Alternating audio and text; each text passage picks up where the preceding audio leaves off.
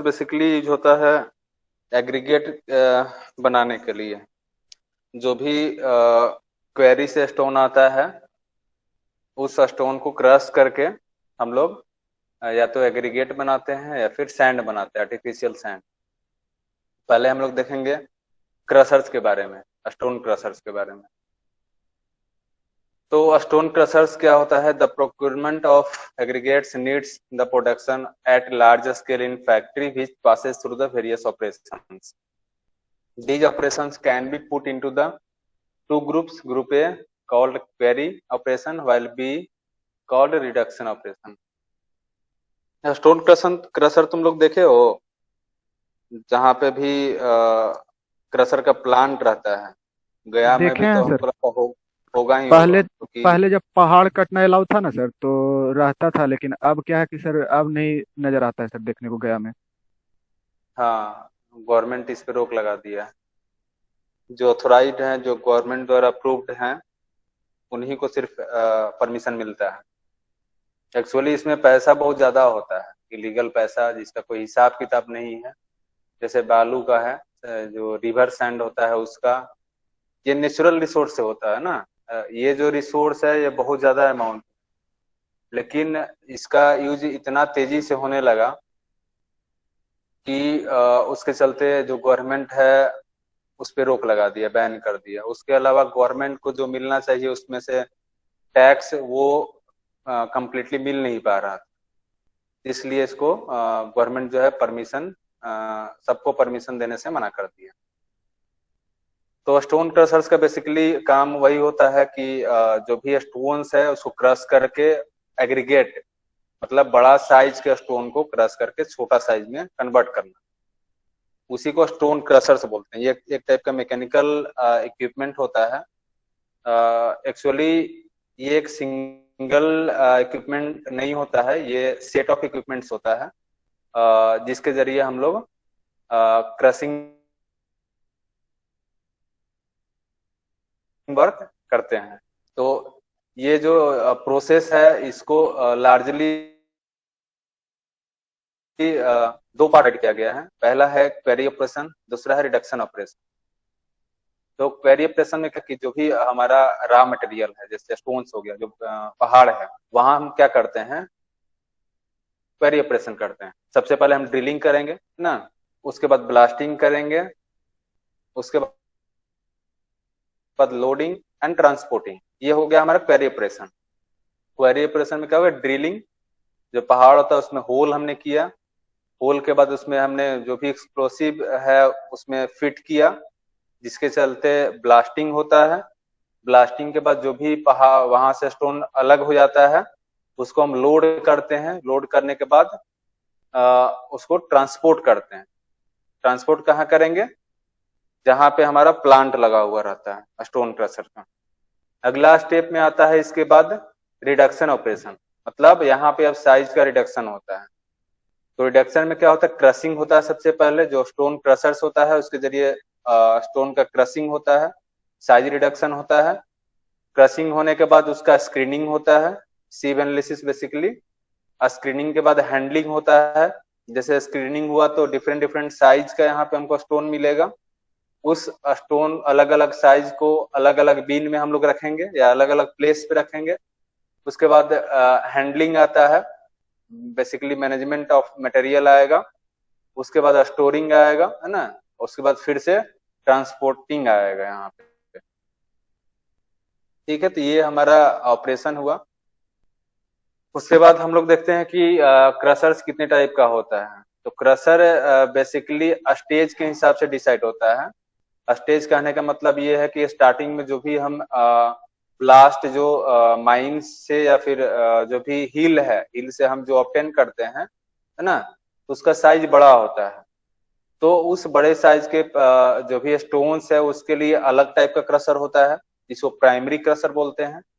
यहाँ पे जो direct they received stone directly from the query, जो भी डायरेक्टली क्वेरी से जो स्टोन आता है उसको हम लोग प्राइमरी क्रशर में डाल के क्रश करते हैं और उसके साइज में रिडक्शन करते हैं। तो जो प्राइमरी क्रशर होता है वो जनरली जा क्रशर जिसको बोलते हैं, गायरेटरी क्रशर बोलते हैं या हैमर व्हील बोलते हैं। मतलब प्राइमरी क्रशर में करीब करीब 3 टाइप का क्रशर आता है, अलग अलग सबका नाम है। जा क्रशर, इसका अलग फंक्शन है, gyratory crusher and hammer wheel. उसके बाद आता है सेकेंडरी क्रशर, जो भी प्राइमरी क्रशर से जो भी स्टोन निकलता है, आउटपुट जो भी आता है, उसको हम लोग फर्दर रिडक्शन इन साइज के लिए सेकेंडरी क्रशर में डालते हैं, उसके साइज को और छोटा करने के लिए। क्योंकि प्राइमरी क्रशर से हमको जरूरी नहीं है कि डिजायर साइज का जो भी हमको एग्रीगेट चाहिए वो ऑब्टेन हो जाए। ठीक है, तो जो भी प्राइमरी क्रशर से स्टोन आएगा उसको हम लोग सेकेंडरी क्रशर में डालेंगे, फिर से यहाँ पे साइज का रिडक्शन होगा। ठीक है, उसके बाद यहाँ भी सिव एनालिसिस होगा। उसके बाद भी यदि हमको छोटा और छोटा पार्टिकल चाहिए तो उसके लिए टर्शियरी या फिर अदर क्रशर्स हम लोग यूज करते हैं। तो सेकेंडरी क्रशर में कौन कौन क्रशर आता है? इसमें आता है cone crusher, roll crushers, hammer mills. जो भी इसका नाम है, जैसे कोन है, इसका जो शेप होगा, है ना, वो लगभग कोन शेप का होगा। उसके बाद रोल क्रशर्स, इसका जो फंक्शन होगा, इसमें रोलर लगा हुआ रहेगा। ठीक है, जैसे ये रोलर मान के चलो कि जो शुगर केन के लिए जो हम लोग इक्विपमेंट यूज करते हैं उसका जूस निकालने के लिए, देखे हो ना गांव में जो यूज होता है। हाँ सर। 2 रोलर लगा हुआ रहता है, उसके बीच में जो भी शुगर केन है, रा शुगर केन, उसको हम लोग उसमें ये करते हैं, डालते हैं, उसके बाद वहां से जूस निकलता है। तो उसी टाइप का रोल क्रशर्स होता है। उसके बाद हैमर मिल आता है, हैमरिंग एक्शन इसमें होता है, इसमें इम्पैक्ट लोड लगता है। तो ये अलग अलग टाइप का क्रशर्स हुआ, अलग अलग पर्पस के लिए, है ना। Depending upon the type of stone we can use the different types of crushers. उसके बाद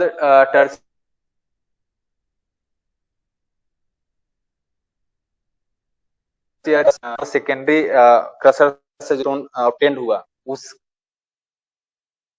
और यदि हमको रिडक्शन करना है तो उस केस में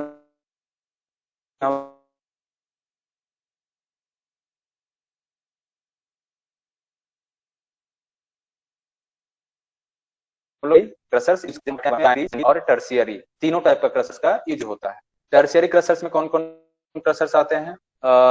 रोल क्रशर्स, उसके बाद आता है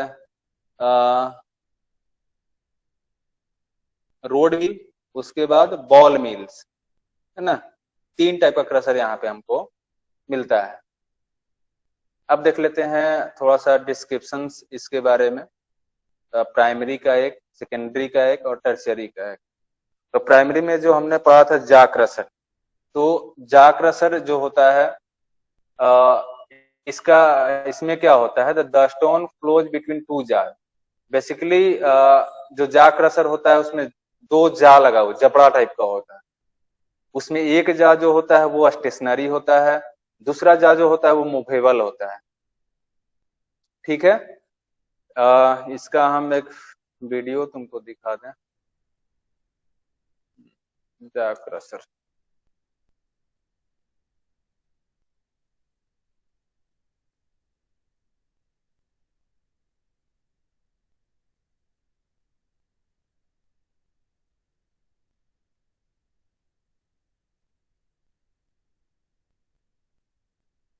देखो ये जो जा है वो स्टेशनरी एक होता है, दूसरा जा होता है वो मूवेबल होता है और इंक्लाइंड होता है।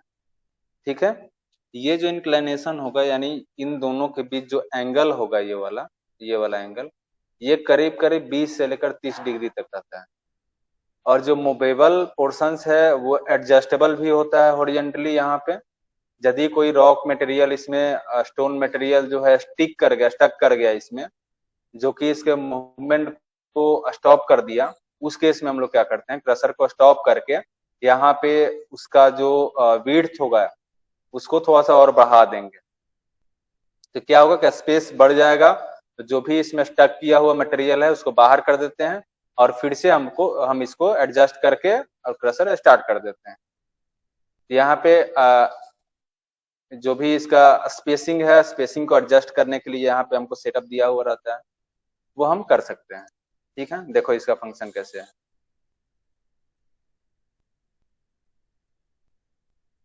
और वीडियो दिखाते हैं।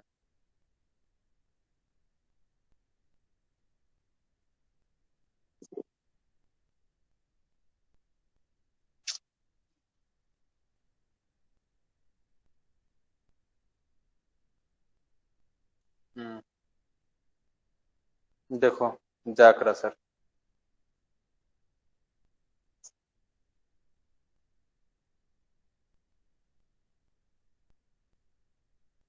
वीडियो दिख रहा है। हाँ दिख रहा है यस सर। सर, दिख रहा है।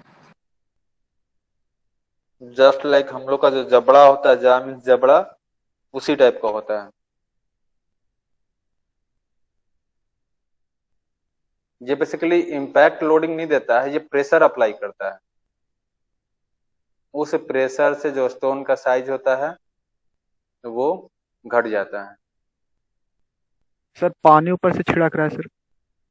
हाँ, वो थोड़ा सा डस्ट जो फॉर्मेशन होता है उस सब नहीं हो।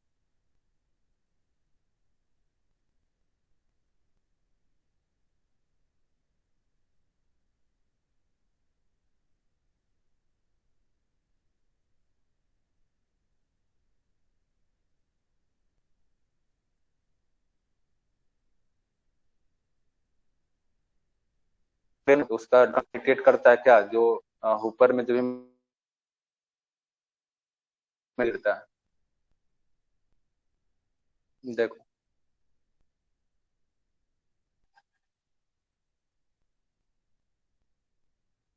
ये एक मूवेबल पोर्शन है, ये एक जो है फिक्स्ड जा है, दूसरा जो है मूवेबल जा है। दो ही जा होता है, इंक्लाइंड होता है करीब करीब 20 से 30 डिग्री के बीच में।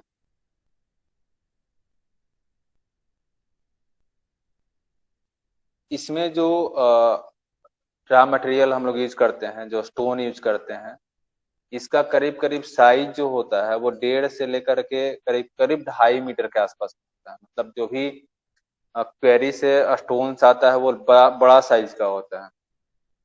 तो वो हम लोग करीब करीब 1.5 से लेकर 2.5 मीटर के साइज का स्टोन को यूज कर सकते हैं प्राइमरी क्रशर में। यहाँ पे जा क्रशर हम बोल सकते हैं, जो भी एक टाइप का primary crusher.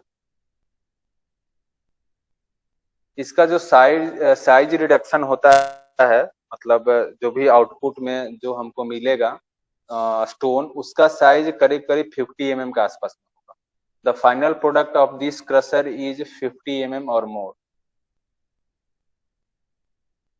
Capacity of the machine is expressed in tons per hour. जिसका जो किसी भी जो जा क्रशर होगा, इक्विपमेंट होगा, उसका जो कैपेसिटी होगा, हम लोग डिसाइड करेंगे कि पर आवर कितना टन जो है स्टोन को ये क्रश कर रहा है।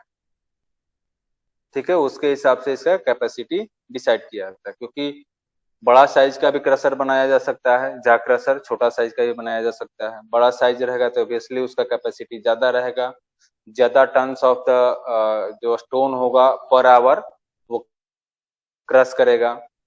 तो उसके हिसाब से हम लोग उसका कैपेसिटी डिसाइड करते हैं। उसके बाद आता है कोन क्रशर्स। तो कोन क्रशर्स जो होता है, cone crusher is a good example of secondary crusher. ये एक टाइप का सेकेंडरी क्रशर आता है। It works on the same principle as gyratory crushers except it has shorter cone, it has a smaller receiving opening and it rotates at a higher speed from 430 to 550 RP. जो jaw crusher है उसका जो speed होता है वो generally 250 से 250 से लेकर 400 के बीच में रहता है आरपीएम। यहाँ पे कोन क्रशर्स का स्पीड थोड़ा सा ज्यादा होता है उससे। यहाँ पे जो इसका होता है करीब करीब 400 से लेकर 550 आरपीएम के बीच में होता है।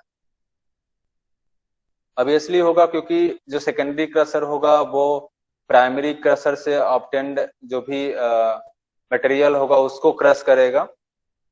तो प्राइमरी क्रशर से जो भी मटेरियल आएगा उसका साइज जो होगा ऑब्वियसली छोटा रहेगा कंपेयर टू जो मटेरियल प्राइमरी क्रशर्स में आएगा। इनपुट के तौर पे।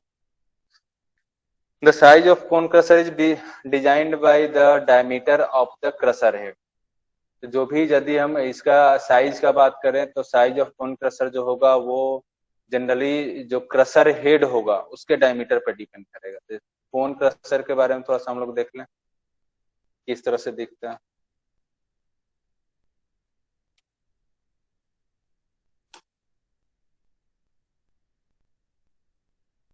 देख लो, ये जो इसका हेड है, हेड के डायमीटर के हिसाब से उसका हम लोग साइज डिसाइड करते हैं। ये जो हेड है, यहाँ जितना बड़ा डायमीटर होगा उतना ज्यादा इसका कैपेसिटी होगा। ये कोनिकल शेप में रहता है इसलिए इसको कोन क्रशर बोलते हैं। दिख रहा है? हाँ दिख रहा है सर।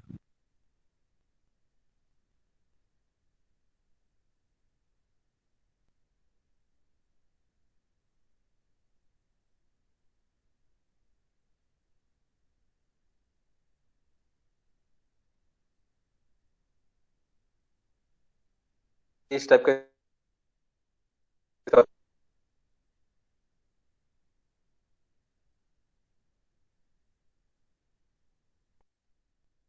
थोड़ा सा स्पेसिंग बढ़ा देंगे वो नीचे गिर जाएगा। ये हो गया हमारा कोन क्रशर।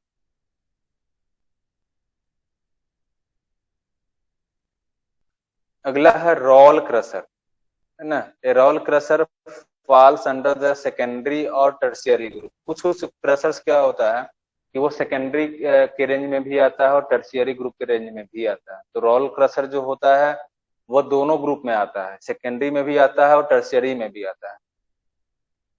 ठीक है। It consist of a heavy cast iron frame equipped with two hard steel rolls, just like जो हमने शुगर केन वाला मशीन बताया, ये उसी टाइप का होता है।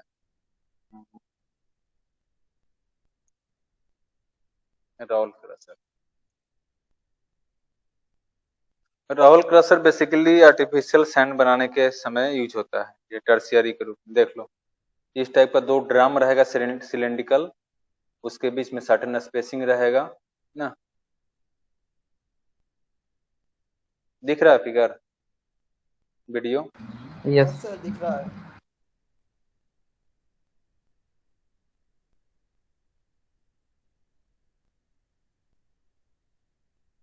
देख लो, बहुत महीन पार्टिकल्स हमको यहाँ से मिलता है। जनरली ये सैंड के रेंज का पार्टिकल होगा। ये हो गया हमारा roll crushers. It consist of a heavy cast iron frame equipped with two hard steel roll, है ना। दो सिलेंड्रिकल टाइप का स्टील रोल्स होगा, है ना, जो कि एक कास्ट आयरन फ्रेम पे फिक्स्ड रहेगा। Each mounted on a separate horizontal shaft and driven independently by a belt. और दोनों को जो है इंडिपेंडेंटली बेल्ट के माध्यम से उसको उसमें रोटेशन प्रोवाइड करते हैं। जो रोटेशन होता है वो एक दूसरे का अपोजिट डायरेक्शन में होता है। पहला यदि क्लॉकवाइज डायरेक्शन में है तो दूसरा जो होगा वो एंटी क्लॉकवाइज डायरेक्शन में रोटेट करेगा। इसका जो इन दोनों के बीच में जो डिस्टेंस है वो एडजस्टेबल होता है। हम चाहें तो कम भी कर सकते हैं, हम चाहें तो बढ़ा भी सकते हैं, घटा भी सकते हैं।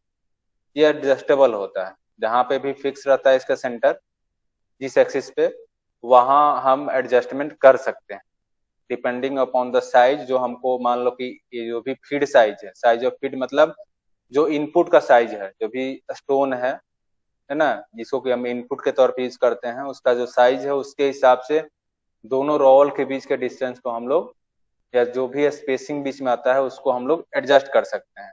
या फिर हमको जिस साइज का आउटपुट चाहिए उसके हिसाब से दोनों रोल के बीच के डिस्टेंस को हम लोग एडजस्ट कर सकते हैं। तो the maximum size of material to be fed to the crusher is directly proportional to the diameter of the roll. ये भी एक कंसेप्ट है कि जो भी मैक्सिमम साइज का हमको पार्टिकल जो फीड कराना है, जो इनपुट करना है ना, उसका द मैक्सिमम साइज जो होना होगा वो directly proportional to the diameter of the roll होगा। मतलब जितना बड़ा साइज होगा इसका रोल का, उसी के प्रोपोर्शंस में साइज ऑफ फीड होगा, जो भी इनपुट मटेरियल, जो भी इनपुट स्टोन हम लोग डालेंगे, ये उसी के प्रोपोर्शंस में होगा। ये जो ड्रम का जो भी रोल है, इसका जो भी साइज होगा, है ना, वही साइज डिसाइड करेगा साइज ऑफ फीड के बाद। Generally the size of feed varies from 4 centimeter to 12 centimeter. जो भी जनरली जो फीड का साइज है, जो भी एग्रीगेट या जो भी स्टोन हम लोग फीड का साइज का रेंज होता है, वो जनरली 4 से लेकर 12 सेंटीमीटर के बीच होता है। Best angle of nip of the crusher has been found to be 16 degree 54 minute. Angle of nip किस बोलते हैं? जैसे मान लो कि ये साइज ऑफ फीड है, यहाँ पे दिख रहा है, जो स्टोन दिख रहा है ना, तो जहां पे ये टच कर रहा है, ठीक है, वहां से हम सेंटर पे एक लाइन ड्रॉ करें ना दोनों साइड, तो जो एंगल बनेगा ये एक्सिस, ये वाला जो भी जो लाइन दोनों के सेंटर को ज्वाइन करता हो, और जो टचिंग पॉइंट से लेकर के हम सेंटर पे एक लाइन ड्रा करते हैं, इसके बीच में जो एंगल बनता है, इसी को एंगल ऑफ नीप बोलते हैं, ये वाला एंगल, है ना। तो जो भी the best angle of nip of a crusher has been found to be 16 degree 54 minute. तो जो भी एक एक्सपेरिमेंटली देखा गया है कि जो एंगल ऑफ नीप होना चाहिए वो जनरली 16 डिग्री 54 मिनट के बराबर होना चाहिए फॉर मैक्सिमम या efficient working of roll crushers, and it is kept constant for a smooth roll. और ये जो एंगल है वो जनरली कांस्टेंट रखा जाता है। यहाँ तक हो गया रोलर क्रशर्स के बारे में। अब देखते हैं कि कौन कौन से ऑपरेशंस हैं, उसके अलावा वर्किंग कैसे ये करता है स्टोन क्रशर। तो ऑपरेशंस हमने स्टार्टिंग में भी देखा था। सबसे पहले क्या करते हैं, drilling and blasting of quarry to collect rock mass. जो भी हम लोग ऑपरेशन करते हैं रॉक मास में, है ना, क्या करते हैं, ड्रिलिंग करते हैं, ब्लास्टिंग करते हैं। वहां से हम लोग स्मॉलर साइज के पार्टिकल्स को, स्मॉलर साइज के जो भी स्टोन होता है उसको कलेक्ट करते हैं, ठीक है। फिर उसको हम लोग क्या करते हैं कि ट्रक के माध्यम से या जो भी ट्रांसपोर्टिंग हमारे पास इक्विपमेंट्स है उसके माध्यम से उस स्टोन को हम लोग प्लांट तक ट्रांसफर करते हैं, ट्रांसपोर्ट करते हैं। उसके बाद जो भी अब मटेरियल हमारे पास अवेलेबल है, जो हमने ट्रांसपोर्ट किया है, उस मटेरियल को डिफरेंट डिफरेंट क्रशर्स में depending upon the output aggregate size, हम लोग उसको डिफरेंट डिफरेंट टाइप के क्रशर्स में उसको डालते हैं, ठीक है। उसके बाद वहां से हमको क्या मिलता है, कोर्स एग्रीगेट या फिर फाइन एग्रीगेट, जो भी हमको चाहिए वो मिलता है। उसके लिए हम लोग क्या करते हैं, सीविंग कर लेते हैं। तो सीव करके अलग अलग साइज के जो भी एग्रीगेट होगा उसको अलग अलग जगह पे स्टोर कर लेंगे। उसके बाद stones size 50 mm 25 mm etc are screened from various sizes of screens separated the aggregate of required size। वही चीज है, अलग अलग साइज के पार्टिकल्स के लिए हम लोग सीव एनालिसिस करेंगे वहां पे, और साइज के हिसाब से उसको अलग अलग जगह पे रख देंगे। various sizes aggregates are stored in different surge piles and transported to the construction site। अलग अलग जो भी साइज का एग्रीगेट होगा उसको अलग अलग सर्ज पाइल में या फिर बीन में कलेक्ट कर लेंगे। उसके बाद जहां भी कंस्ट्रक्शन साइट पे हमको भेजना है उसके बाद हम लोग भेज सकते हैं। तो ये हमारा हो गया बेसिक ऑपरेशंस, है ना। अब आते हैं working of stone crusher. Stone crusher जो है वर्क कैसे करता है। तो स्टोन क्रशर सिंगल स्टेट में भी वर्क कर सकता है। क्रशर का बेसिक फंक्शन क्या है, to reduce the size of stone, है ना। किसी भी साइज जो भी स्टोन है उसके साइज को घटाना, कम करना। ये सिंगल स्टेट में भी हो सकता है या फिर मल्टीपल स्टेप में भी हो सकता है। तो सर मेन फंक्शन तो उसका यही ना है कि बड़े बड़े साइज को मतलब छोटे छोटे साइज में रिड्यूस करना। एग्जैक्टली, क्रशर का वही फंक्शन। इसके बाद तो फिर सर कोई फंक्शन तो नहीं है, मतलब मेन फंक्शन तो एक ही, कोई फंक्शन नहीं, सिर्फ और सिर्फ साइज रिडक्शन होता है। Yes sir. अब इसके लिए बहुत सारा मैकेनिज्म हम लोग यूज करते हैं, जैसे कन्वेयर बेल्ट हमने पढ़ा था। तो यहाँ पे कंटिन्यूअस सप्लाई के लिए कन्वेयर बेल्ट यूज करते हैं, क्योंकि जो भी क्रशर होगा, है ना, क्रशर को हमको फीड कराना होगा। जो भी बड़ा बड़ा साइज का एग्रीगेट स्टोन होगा उसको हमें क्रशर में फीड कराना होगा। तो फीड कराने के लिए हमको कुछ सम एलिवेशन पे उसको उठाना होगा और कंटिन्यूअसली क्रशर में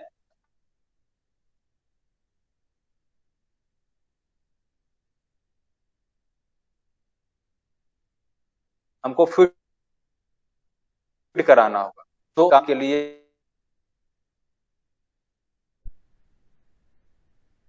तो क्या प्रोसेस में big are taken from feeders to where built to जा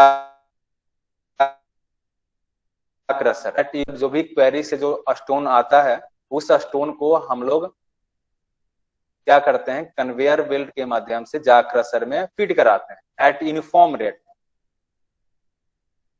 है ना। जो भी मशीन से वो यूनिफॉर्मली किसी सर्टेन पावर पे वर्क करता है, तो उसी पावर के हिसाब से हमको मैक्सिमम आउटपुट के लिए जो जो भी स्टोन है उसको कंटिन्यूअसली हमको फीड कराना होता है जा क्रशर।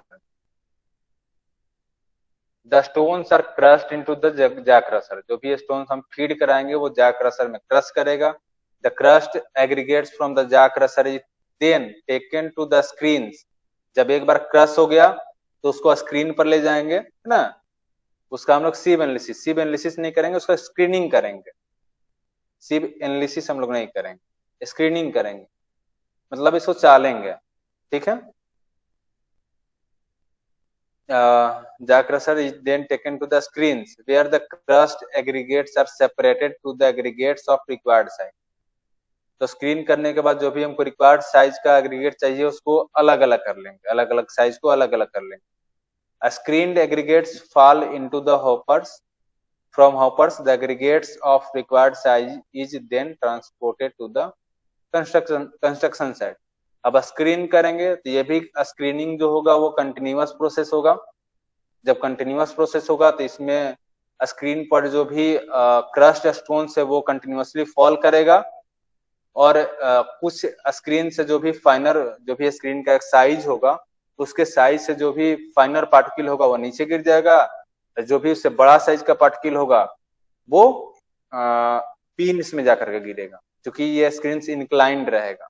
इंक्लाइंड रहेगा तो उसके जो भी आउटपुट वाला पॉइंट है वहां पे हम बीन्स रखेंगे। अलग अलग स्क्रीन के लिए अलग अलग बीन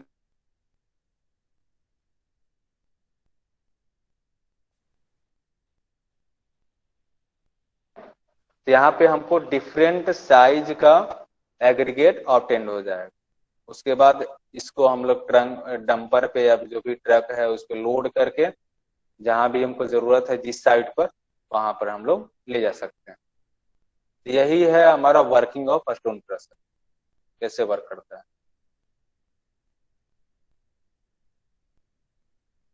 हमने अभी ये पढ़ा सिंगल स्टेट यानी ओपन सर्किट क्रशर। ये जो हमने पढ़ा ये सिंगल स्टेट है, मतलब सिर्फ और सिर्फ इसमें हमने क्या किया है, एक क्रशर यूज किया है, वो भी प्राइमरी क्रशर, ठीक है। अब आते हैं हम लोग क्लोज सर्किट। बेसिकली इसको हम लोग क्या बोल सकते हैं, the stone material flow diagram in the stone crusher for close circuit. उसको ओपन सर्किट भी बोलते हैं या फिर सिंगल स्टेज बोलते हैं, ठीक है। इसको बोलते हैं क्लोज सर्किट। तो इसमें क्या होता है, इसमें भी सेम प्रोसेस होगा, थोड़ा सा इसमें जो भी क्रशर्स है वो बढ़ जाएगा। प्राइमरी और सेकेंडरी दोनों क्रशर हम लोग यूज करते हैं, जरूरत पड़ा तो टर्शियरी भी यूज कर सकते हैं। इसका भी वही है, स्टार्टिंग में जो भी बिगर साइज का स्टोन है वो यहाँ पे फीडर में हम लोग रखेंगे। तो उसके बाद कन्वेयर बेल्ट के माध्यम से ये कंटिन्यूअसली एक सर्टेन जो भी इसका जो रेट है, रेट ऑफ फीडिंग होगा टू द जा क्रशर, वो भी फिक्स रहेगा। ऐसा नहीं कि हम कभी ज्यादा अमाउंट में इसमें क्रशर में डाल दें, कभी कम अमाउंट में। तो हमको कंटिन्यूअसली एक सर्टेन रेट से जा क्रशर में एग्रीगेट को स्टोन को फीड कराना रहता है। यहाँ पे हमारा उसके लिए कन्वेयर बेल्ट मैकेनिज्म हम लोग यूज कर सकते हैं। प्राइमरी क्रशर में आने के बाद फिर से स्क्रीनिंग होगा, जो भी आउटपुट यहाँ से निकलेगा उसका स्क्रीनिंग होगा। स्क्रीनिंग होने के बाद जो भी लार्जर साइज का जो पार्टिकल्स होगा उसको हम सेकेंडरी क्रशर में डालेंगे। यहाँ पे ये सेकेंडरी क्रशर है, इसको कोन क्रशर भी बोलते हैं हम लोग। तो उसके बाद फिर से हम स्क्रीनिंग करेंगे, वही प्रोसेस होगा। अलग अलग टाइप का बीन यहाँ पे रहेगा, अलग अलग साइज का स्क्रीन्स होगा ना। सेव करने के बाद अलग अलग बीन्स में सब स्टोर करते जाएगा। उसके बाद फिर से वही जो भी रिक्वायर्ड साइज हमको होगा उसको हम लोग डंपर में भर के साइट जो भी जहाँ पे भी वर्क हो रहा है हमारा वहां पे डिलीवर कर सकते हैं। ठीक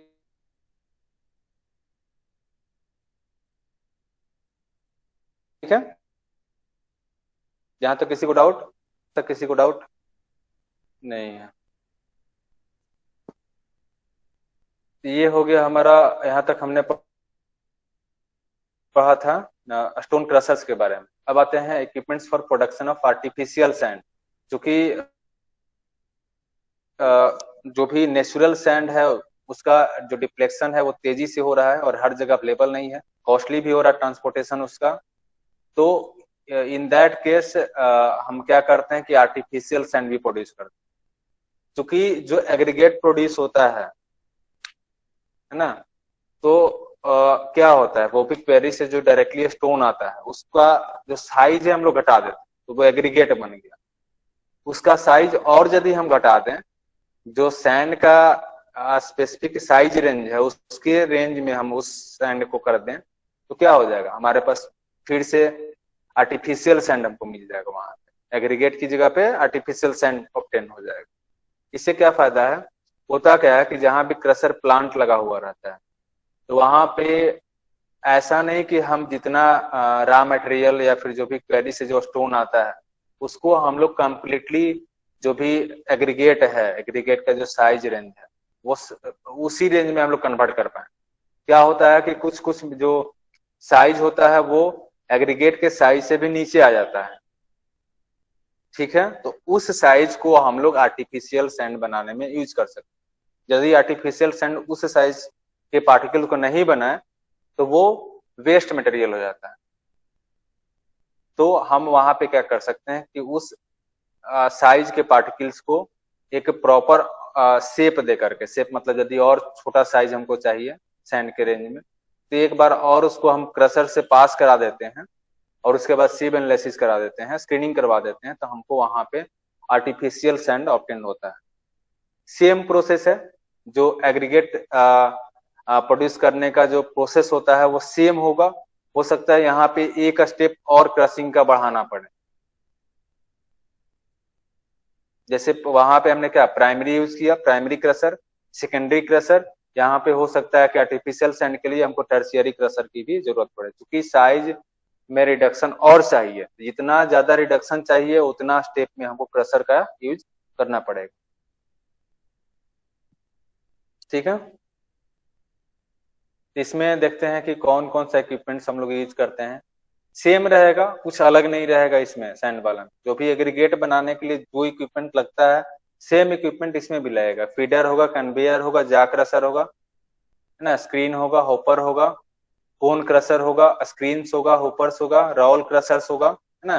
देखो प्राइमरी, सेकेंडरी और टर्शियरी तीनों क्रशर यहाँ पे यूज होता है। यहाँ प्राइमरी जा क्रशर प्राइमरी क्रशर है, कोन क्रशर सेकेंडरी क्रशर में आता है और रोल क्रशर जो होता है वो टर्शियरी क्रशर में आता है। ठीक है, तो यहाँ पे तीनों टाइप का क्रशर का जरूरत पड़ता है। प्रोसेस में क्या है, प्रोसेस में सेम प्रोसेस हो जाएगा, सिर्फ हम क्रशर एक बढ़ा देंगे। मतलब फिगर देख लो, फिगर में भी वही होगा, सेम फिगर है। यहाँ पे जो भी है बिगर साइज का स्टोन्स है जो भी आता है क्वेरी से, वहां पे इसमें हम लोग डालेंगे। कन्वेयर बेल्ट मैकेनिज्म है। उसके बाद ये पहले प्राइमरी क्रशर में जाता है जिसको जा क्रशर बोलते हैं। प्राइमरी क्रशर से निकलने के बाद स्क्रीनिंग होता है। स्क्रीनिंग के बाद क्या करते हैं, फिर इसको सेकेंडरी क्रशर में डालते हैं। सेकेंडरी क्रशर के बाद जो निकलता है फिर से स्क्रीनिंग होगा, जो भी डस्ट पार्टिकल उसको बाहर कर दे या फिर जो भी छोटा साइज का पार्टिकल उसको अलग कर दें। जो बड़ा साइज का पार्टिकल है फिर साइज रिडक्शन के लिए टर्शियरी क्रशर में जाएगा, जिसको रोल क्रशर भी बोलते हैं। ठीक है, उसके बाद फिर से स्क्रीनिंग होगा। रोल क्रशर के बाद उसको फर्दर साइज रिडक्शन की जरूरत नहीं पड़ती, क्योंकि ये ऑलरेडी सैंड के रेंज में करीब करीब पार्टिकल्स को छोटा कर देता है। यहाँ पे फिर से स्क्रीनिंग करेंगे, जो भी डस्ट वाला पार्टिकल उसको अलग कर देंगे, जो भी सैंड के साइज के रेंज का होगा उसको फिर हम लोग स्टोर कर लेंगे बीन में। ये हो गया हमारा आर्टिफिशियल सैंड प्रोड्यूस करने का प्रोसेस। बोलो किसी को डाउट यहाँ तक?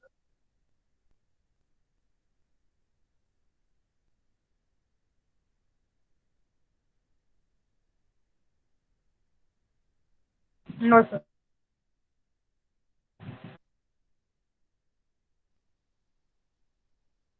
फिर से हमने लाइट कर दिया है डिटेल्स को, है ना। क्रशर, हैमर मिल जो भी है, चूंकि हमने प्राइमरी क्रशर में 3 क्रशर बताया, सेकेंडरी क्रशर में 3 क्रशर का नाम बताया, टर्शियरी में भी बताया। कुछ क्रशर्स कॉमन थे प्राइमरी और सेकेंडरी और टर्शियरी में। तो वहां पे स्टार्टिंग में हमने क्या किया था कि प्राइमरी से क्रशर लिया, जा क्रशर, है ना। सेकेंडरी से कोन क्रशर एक लिया, और टर्शियरी से ये क्रशर हमने लिया था, रोल क्रशर। लेकिन उसके अलावा भी जो भी क्रशर है उसके बारे में थोड़ा सा डिटेल यहाँ पे लास्ट में हम अटैच कर दिए हैं। प्राइमरी क्रशर जो हमने अभी पढ़ा थोड़ा देर पहले, it has a big reduction ratio. Big reduction ratio कहने का मतलब क्या है, एक मिनट। प्राइमरी क्रशर है, जा क्रशर है ना, प्राइमरी क्रशर, जा क्रशर। इसका कैरेक्टरिस्टिक्स में क्या है, it has a big reduction ratio. Reduction ratio कहने का मतलब ये है कि जो भी इनपुट साइज है पार्टिकल्स का, जो भी स्टोन का इनपुट साइज है ना, मान लो कि 100 सेंटीमीटर है, सॉरी 1 मीटर है, 100 सेंटीमीटर हो गया। जो भी आउटपुट जो निकल रहा है इससे, तो वो करीब करीब कितना 50 mm और मोर आएगा, है ना। मान के चलो कि 50 mm ही मान के चलो, जो आउटपुट है 50 mm मतलब 5 सेंटीमीटर। तो जो इसका जो रिडक्शन रेशियो जो हो जाएगा वो कितना हो जाएगा 100/5 यानी 20। तो इसका जो reduction to other type of crushers secondary और टर्शियरी इसका ज्यादा होता है। Crushed stone by jaw crusher has uniform and even granularity. जब भी क्रस्ट स्टोन होगा, लगा दिया थी। क्या बोल रहे हैं पिंटू?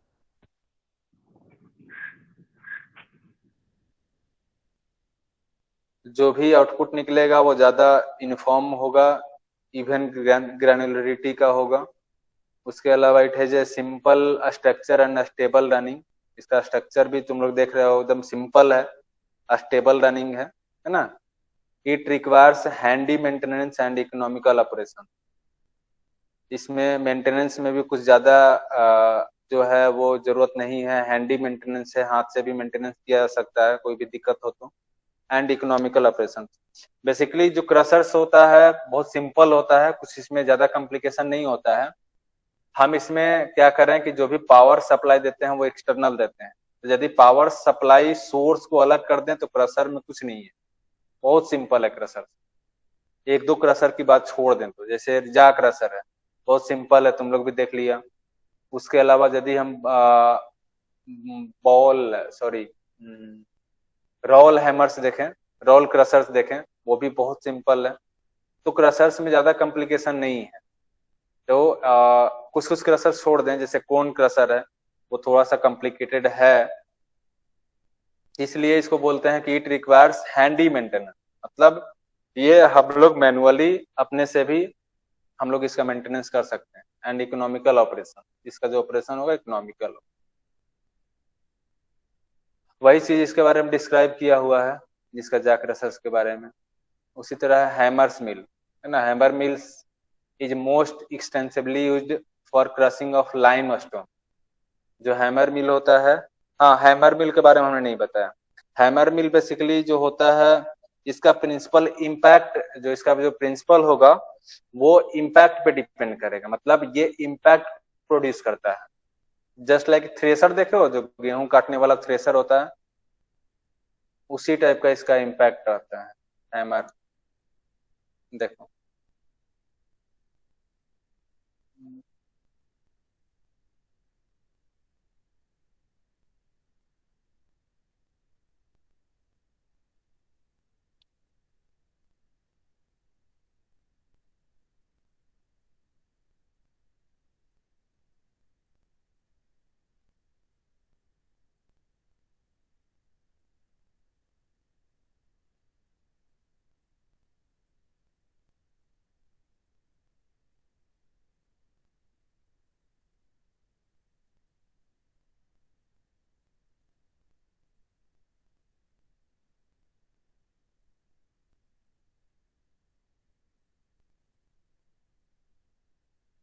देखो ये इस टाइप का अरेंजमेंट रहता है ना। ये एक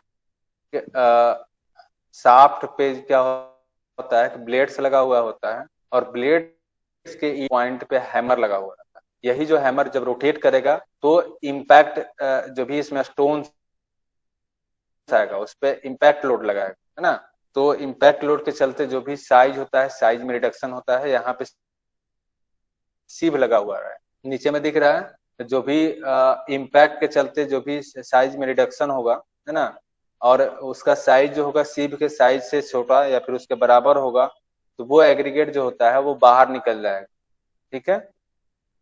और जो उससे बड़ा साइज का रहेगा वो इसी में रोटेट करेगा, और हैमरिंग एक्शन के चलते उसका साइज फिर धीरे धीरे घटने लगेगा। इस तरह से जो है हैमर मिल वर्क करता है। देखो दिखाते हैं और फिगर होगा। देखो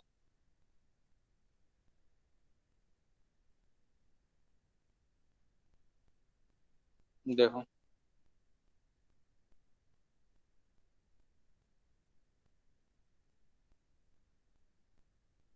बड़ा साइज के पार्टिकल इसमें आएगा, हैमर का इम्पैक्ट के चलते उसका साइज में रिडक्शन होगा। जो छोटा पार्टिकल है वो स्क्रीन के जरिए बाहर निकल जाएगा। जो बड़ा साइज का पार्टिकल होगा उस पर फिर से इम्पैक्ट लगेगा और उसका साइज जो होगा वो घटेगा।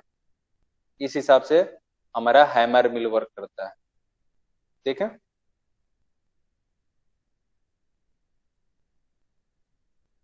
कोन क्रशर्स, कोन क्रशर भी हमने दिखाया, बताया भी। रोल क्रशर, रोल क्रशर दिखाया है ना। हेलो। Yes sir. हाँ, इसको एक बार पढ़ लेना अपने से, उसके बाद अब कुछ इसमें है नहीं, बस उतना ही था।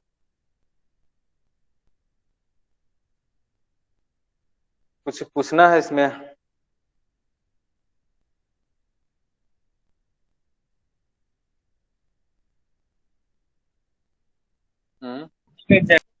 Gyratory crusher. हाँ, गायरेटरी के बारे में पूछ रहे थे। गायरेटरी के बारे में देख लेते हैं थोड़ा सा। सारा क्रशर्स के बारे में जानना। चलो रुको देखते हैं, तो हम भी नहीं देखे हैं।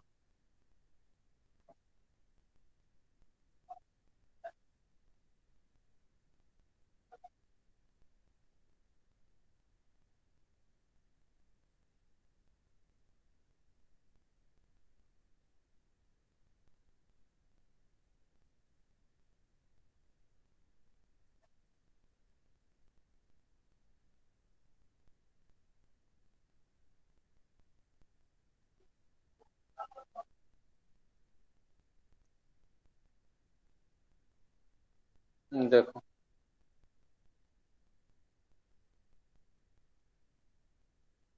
ये भी कोनिकल शेप में रहेगा। इसमें जो कोन शेप में जो भी शाफ्ट रहेगा वो रोटेट करेगा, है ना। जबकि कोन क्रशर में तुम लोग देख रहा था कि जो भी शाफ्ट है वो रोटेट नहीं कर रहा था। वो जनरली क्या हो रहा था कि जो भी साइड से उसमें जो है वो प्रेशर लग रहा था।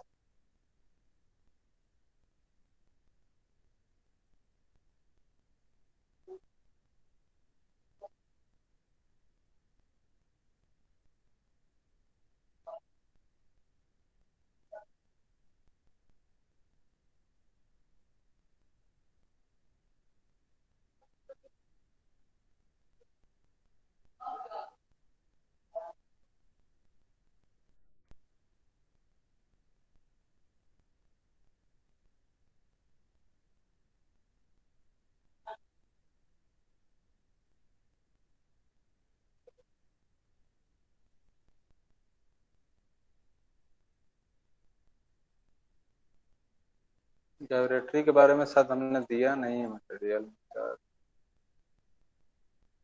कोन क्रशर के बारे में फिर से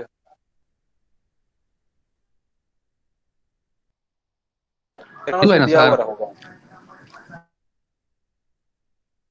है हाँ हाँ ठीक है, हाँ तो है। दिया हुआ होगा। हमने सारे को नहीं इंक्लूड किया क्योंकि सबको पढ़ने की जरूरत भी नहीं है। जब एडवांस कंस्ट्रक्शन।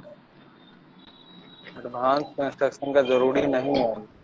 अब तो एसी में नाम आ रहा था तो हम लोग को कॉपी चेक नहीं करना रहता है, चेक किया हुआ कॉपी को देखना रहता है।